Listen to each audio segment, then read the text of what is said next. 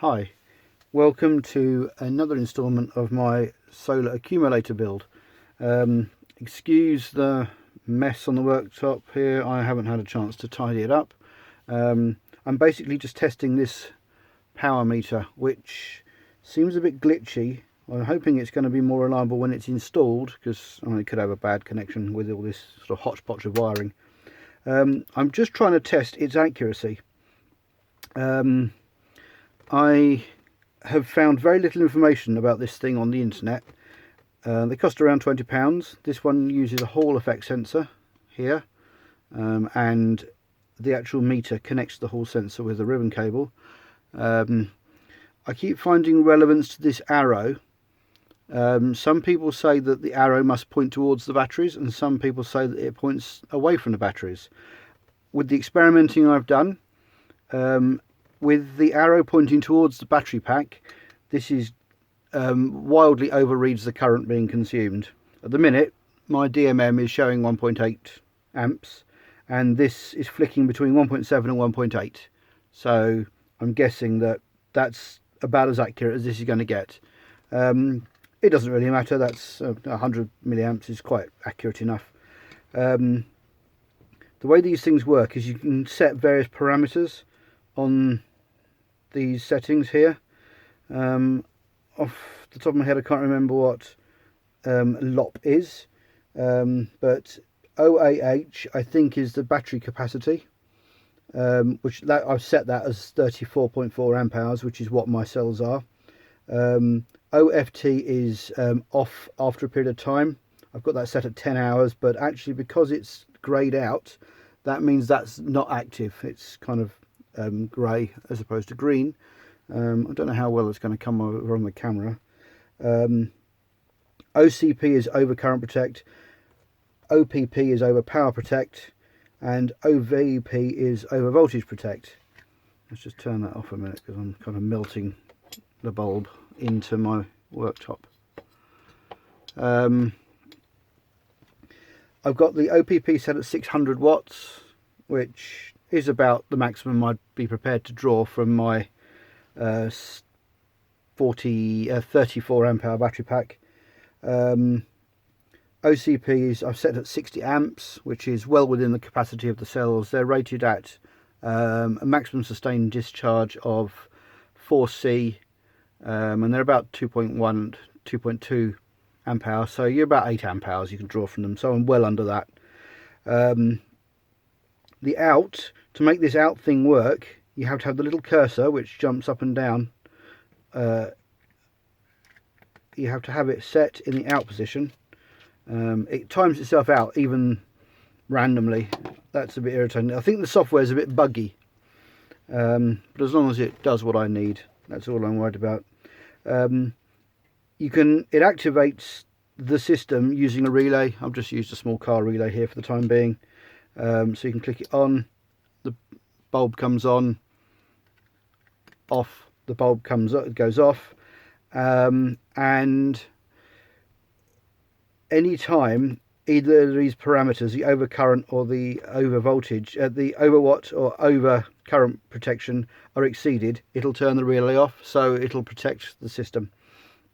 The 40 milliamps being drawn is what this thing is actually consuming. It's running at 40 milliamps,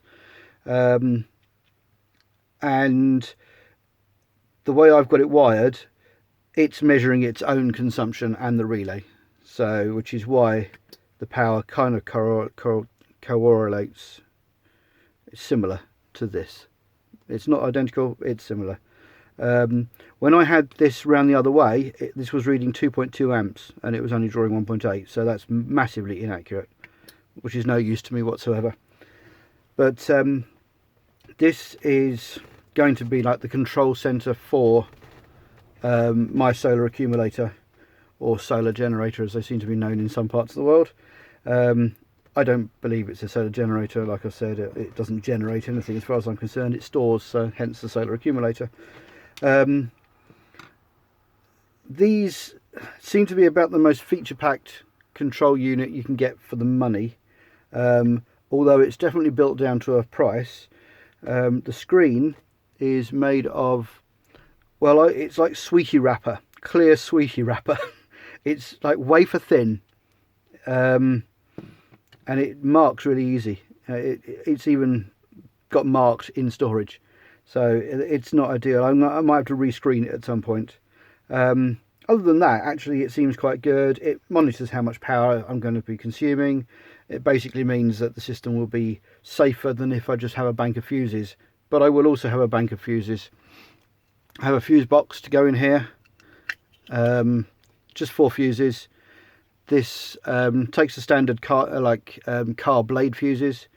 For my inverter, I'm going to use 2 30-amp fuses, and I'm going to bridge these across on this side. So in fact, all of these are going to be bridged across, but the inverter will run on 2 30-amp fuses. Then the rest of the system will run on 1 20-amp fuse, and my charger is going to charge back through a 10-amp fuse, which is enough. So that's how I'm going to install that. I've been having some interesting fun with my pseudo MPPT chargers, which I will report back on once I've ascertained just what the issue is with them. Other than that, I've been testing the battery BMS. It works.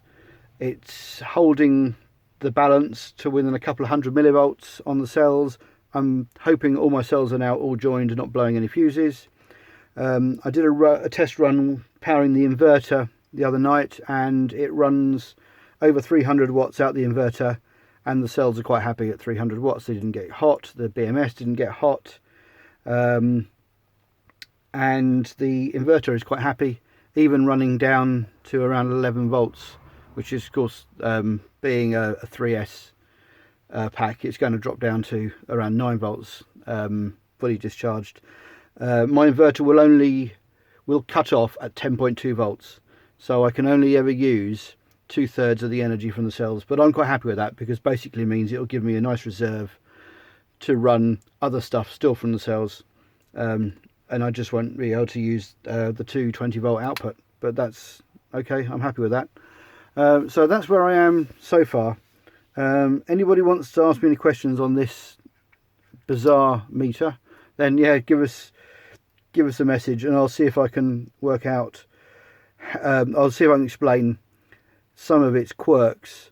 I've not fully fathomed it out myself. I had to look at a lot of videos and do a lot of messing about, because there's almost no information on this particular unit. I've even asked the manufacturers if I can have a better instruction manual, and they've not come back to me yet. But so far it seems to be working.